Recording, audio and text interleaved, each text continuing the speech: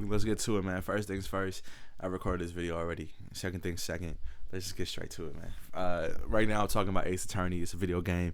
It's about murder cases and shit. If you've never seen it, see it. Go play it. Have fun. If you haven't played it, please play it before you watch this, because that is how you get spoiled from a really good game. Because there are great games, great cases, and you have to have a big brain to play that shit. And you see the dome. Y'all know I got a big brain. First things first, it is the first trial. This is basically a tutorial trial. It introduces to a lot of cool characters, though. So I will give it a C, and I'm going quicker this time because I'm angry because I went a lot more in depth. I like the story for this one. Introduces Larry Butts, because Larry Butts, he's one of Phoenix's old childhood friends. He's accused of murder of his ex-girlfriend because his ex-girlfriend, he was at his ex-girlfriend's crib, and then they thought he killed her, but that's not what happened. It was somebody else. The actual witness is the one who killed. You get introduced to Mia, who is your mentor early on, which is very cool to see because, throughout the rest of the game, she's not alive. That's just like a quick little spoiler, but she's not alive. So it's crazy to see her alive. And when I replayed this game, it was like, oh, it's crazy. Like I'm so used to her being channeled. I know this is crazy to hear because, like, if you haven't played this game, like, what do you mean being channeled? Yeah, you go peep. But I just want to see. It's a good introduction. It, of course, is the first trial. It gives you a great understanding of what to do and what this game is really about. The second trial that came, it starts off with a phone call between Maya and her sister Mia. Mia is the one that I'm talking about. I mean, Mia and her sister Maya. Maya becomes a big part of the story, but this is the first time she's introduced. They're talking about the clock that Larry made that was used as the murder weapon. It's called the Thinker, and she's like, "Oh, come get it from my crib real quick," because that's just what it is. And then as soon as she hangs up the phone, she gets into her office, and then she dies. She gets killed by somebody. Later in the night, my boy Phoenix Wright pulls up to the crib. Not to the crib, to the business office, and then he goes into her office, finds her dead, and her sister right in front of her crying in a weird ass outfit. There's a reason why she wears this weird ass outfit. It's because she's an acolyte. She can summon people. She can summon dead people through her body so they can talk to you, and she does that a lot throughout the games. But early on, she can't really do it that well. But right now, she is a suspect for murder. She gets arrested, and she is the main person you are defending during this case. They mentioned a lot of things in this first trial, DL6 being one of them. DL6 is probably one of the most important cases of this game throughout all three of the games. And I know there is the Apollo Justice games. If these do well, I'm going to do every single part of all the games. Right now, I am replaying Apollo Justice because I always forget about it. And I've forgotten a lot when it comes to those games. I won't lie. They're good, though, but they're just not as good as the Phoenix Wright ones, in my opinion. And there's a lot of reasons why. One of the bigger reasons is the side characters in the Phoenix Wright ones are just way cooler to me. But you meet Edgeworth for the first time in this one. You meet Gumshoe for the first time. Gumshoe, of course, he's one of the best gimmick characters of all time. So funny, but he is really, really pivotal to a lot of cases. Edgeworth, that's the second most important character in the damn series, man. That's the second most important character in the damn series. I will not lie to you. He has done a lot. He does a lot. He is damn near the second protagonist in these games. But early on, you do not know that because you believe that the only reason why Phoenix knows Edgeworth is because he is a defense attorney and Edgeworth is a prosecutor, and he's seen them around the world doing cases and shit. But at this point in time, all we know is that Edgeworth is one of the most famous prosecutors in the country. And he also has a lot of suspicion around him when it comes to falsifying evidence. We'll talk about that a little bit later. But in this case, Phoenix gets Maya declared innocent. But he does this dumbass thing where he goes up to the person who he thinks actually was the murderer and says, "Hey, are you the murderer?" And then they beat his ass. He literally gets punched in his face by the actual murderer during this thing. The actual murderer was Red White.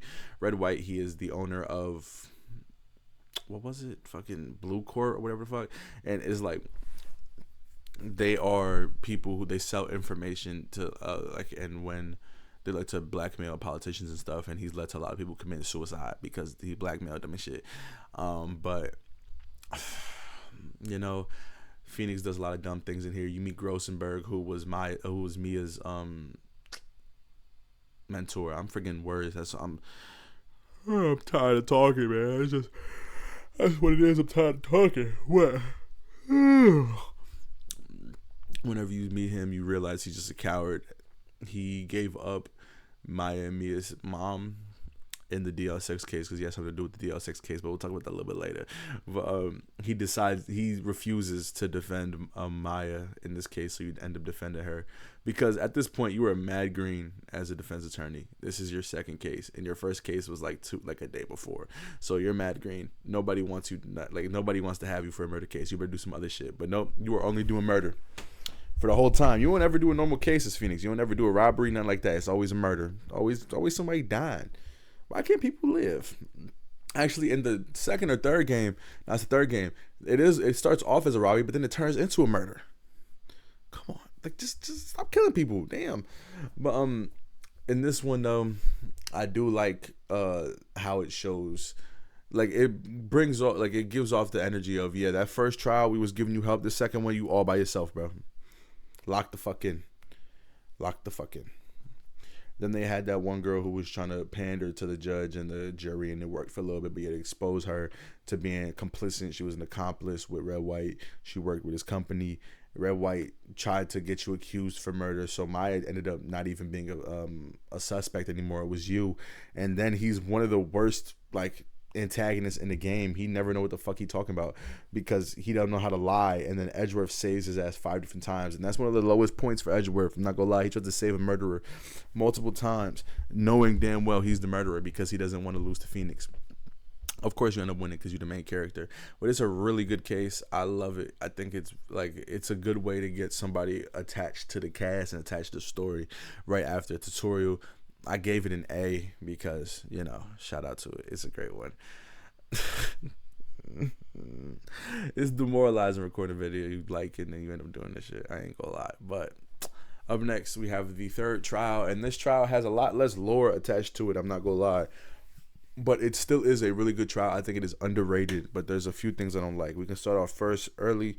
First things first, the murder victim is Jack Hammer. He is a past famous actor. Lately has not been in really big things. He is currently a villain in a kids TV show called The Steel Samurai, and the main suspect is the Steel Samurai who you are defending. His name is Will Power, and when you first see him, he is the antithesis of don't judge a book by his cover, because he has a very scary face, hairy, looks like he's never taken a shower a day in his life, to the point where Maya says, I think he killed him, until he talks, and then he talks and like, oh no, there's just no way this guy killed anybody, he's too nice. But he didn't commit the murder, obviously, because you defended him in the game. Like, obviously, bro, like, they're never gonna defend a murderer, bro. Like, what you talking about, bro? Sorry. But yeah, man, while they do that shit, while they do that, you go through the studios, and there's a lot of good points. You know what I mean? You meet Wendy Oldbag, one of the better characters in the history of the games. I love Wendy Oldbag. Her entire character just being a liar so she can get on stand and talk to Edgeworth is hilarious. She loved Jack Hammer, so she instantly is going against Will Powers. She wants Will Powers to get convicted because she thinks Will Powers committed the murder, and she wants whoever killed Jack Hammer to go to jail for life. Obviously, she's wrong. The actual murderer was D Powers, and it was not D Powers, D Vasquez. And the reason why she did it is because a few years prior, Jack Hammer accidentally killed somebody on set, and to keep it under wraps, she basically blackmailed him for his entire career, and she has ties to the mafia and shit. And she's the reason why he lost a lot of his star power, and he began to do a lot children's TV and shit, and very low profile roles. So he pulled up on her dressed up as the Steel Samurai to get Jack Powers as the main suspect. He put up on her, tried to kill her, and then in defense he pushed her and he got his back spiked into a fence. That is how that happened. The things I do not like about this case, it is another instance of Phoenix being stupid, going up to the person he thinks actually committed the murder and pressing them about committing the murder, and then almost getting murdered. They literally said they were going to make him disappear, and he fucking almost died if it wasn't for Gumshoe saving his ass. And then also he got saved again in the fucking courtroom by Edgeworth, because Edgeworth basically had that case won, but he just kept them in there. It got to the point where Edgeworth said, I never want to see you in the courtroom again, because he literally had a case in his hands, and he lost it because of his past connection with Phoenix when they were younger. They were friends when they were kids. Him, Larry, and Edgeworth. I have a pimple on my nose, y'all. Give me one sec. I'm not popping a pimple on camera, you fucking freaks. Up next, though, I give that case, by the way, I give it a B minus because it doesn't really have much impact when it comes to the main story. And I feel like if it doesn't have impact for the main story and it doesn't blow my fucking socks off, it cannot get higher than a B. And there is one in this very game that has nothing to do with the main story, really, and it blows my fucking socks off. And I'll talk about it in a second. But this one, Edgeworth is the main culprit, and he is being accused of a murder of a man by the name of Robert Hammond. Robert Hammond is an ex-prosecutor who was a part of the case where Edgeworth's dad died. So and he was also there when Robert Hammond died, apparently. So he is instantly viewed as the primary suspect because of this. And the person that is trying to get him in jail for life is his mentor, Manfred von Karma. First things first, there are no flaws with this case. Not a single one. They introduced somebody by the name of Lotta Hart, one of the best characters in the game as a gimmick. She's one of the best gimmick characters of all time. They bring up the past storyline between Phoenix and them. Perfect storyline. They show so many examples of, twists and turns throughout this one. Because Edgeworth thought he killed his dad. And he had nightmares about it every night for 16 years. He didn't kill his dad. Manfred von Karma did. If you want to actually see that, play the game. I'm not going into detail. I'm not reading the whole fucking thing to you. It is a crazy case. It gets to the point where Von Karma, he did this whole thing just so Edgeworth can be found guilty for that case that happened 17 years ago. And it backfired on him because he's the one who gets found guilty because he has a bullet in his shoulder still that Edgeworth shot into him back in the day. But that's, oh my God, that's so much. Too much. It's too much. It's too much. The reason why Lotta Hart is even a part of this is because of Larry Butts blowing up a fucking air tank in the water, and it looks like a Loch Ness monster that they call Gordy, and she wants to get a photo of it because she's an investigative photographer, and she wants to get hella bands from that shit. I promise y'all I love these games. It's just the fact that I'm recording this shit again. I'm not dismissive towards the game, and oh my God, so many gray hairs, and it's because I'm stressed. I'm stressed recording this. I'm stressing the fuck out, man.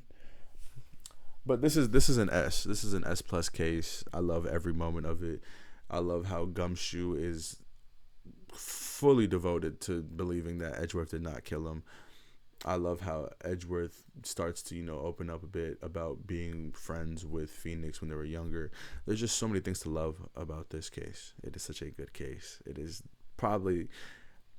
There's an argument for being the best case. There is a case that happens in the third game that is probably better, and there's also a case in the second game where it's arguable, but I'll talk about that in a different video. If y'all want to hear it, let me know, because shit, I'm not doing it right now, I can tell you that.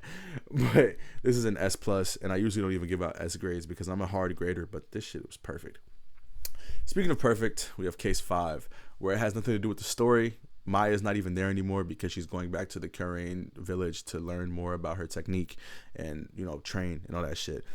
So your sidekick during this one is somebody by the name of Ima Sky. And the reason why she's your sidekick is because her sister is accused of murder. But this story gets a lot crazier. The person that her sister is accused of killing was also apparently the victim of a murder that happened at the police station. So, I'm sorry, just before I continue with that case.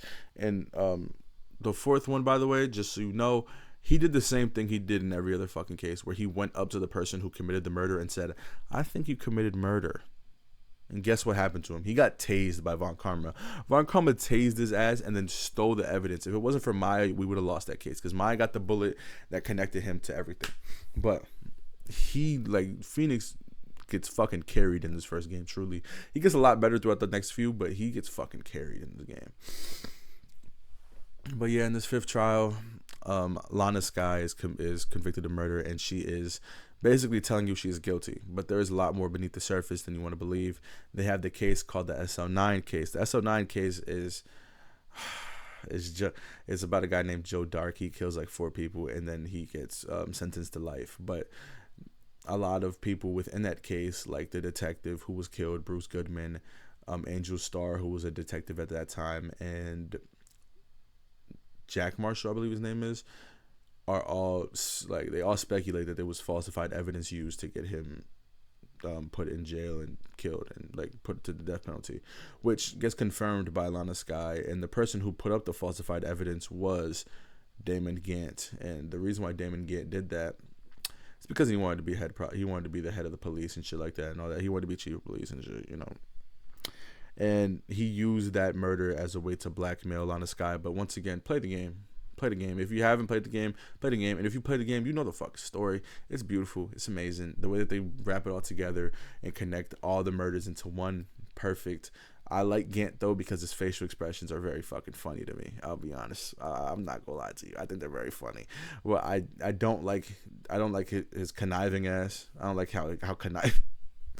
I don't like how conniving he is. I ain't gonna lie, but he's a great character nonetheless. Yema Skye has an appearance. She has a lot of appearances actually in the Apollo Justice games, which is really cool. And I know I'm gonna do a second part of this where I talk about the second game, and I'm gonna have a lot more energy. I swear to God, I promise. I was just here for an hour before talking about this in much more depth. We're not even recorded, so I'm a little unhappy. I give this one an A+ because it doesn't have much to do with the story. Edgeworth is a part of it, and of course Edgeworth is the second most important character in all the games, so it has something to do with the story because it has something to do with him. But when it comes to like the overarching theme of what this is, like the most, like if you watch anime, this is the most interesting filler of all time because of how the lore within itself actually affects the case. And how interesting it is, and how you learn so many new things within it. Like the whole like Luminoa testing, where you spray it down, you find the blood and stuff. You do the fingerprint testing and all that shit. That's really cool, and they continue to do that throughout the game later on. And that introduction to it was very nice in this. And this is very early. This game came out like 2005 maybe, so like seeing cool shit like that within this type of game is fucking awesome, and I give it an A+. It cannot be an S though, unfortunately. If it had a few more shouts about past cases or like other characters that matter to the story being a part of it, it would be an easy S, but it's not. And you could even argue that the SO9 case is a better case when it comes to like the mystery than DL6. It's just that DL6 genuinely affects every fucking character in the game.